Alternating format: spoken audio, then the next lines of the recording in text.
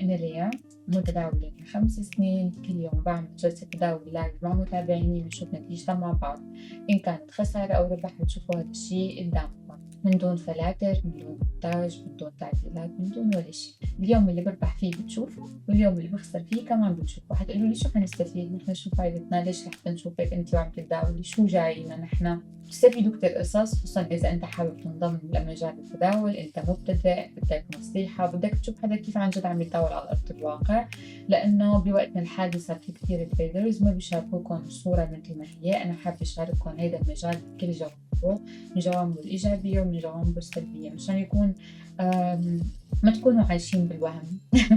عرفتِ كيف؟ هلأ أحيانًا مثلًا مثل امبارح اللي حضروا اللايف كانوا لأول مرة عم بيتابعوني، امبارح كانت جلستنا خاصة للأسف، حكينا وحللنا مع بعض شو كان سبب الخسارة، شرحنا كتير قصص، ناقشنا. فإذا حدا جديد وما عنده فكرة عن التداول وعن هيدا القصص بتلاقوه خسرتِ؟ معقول أنتِ متداولة وخسرتِ؟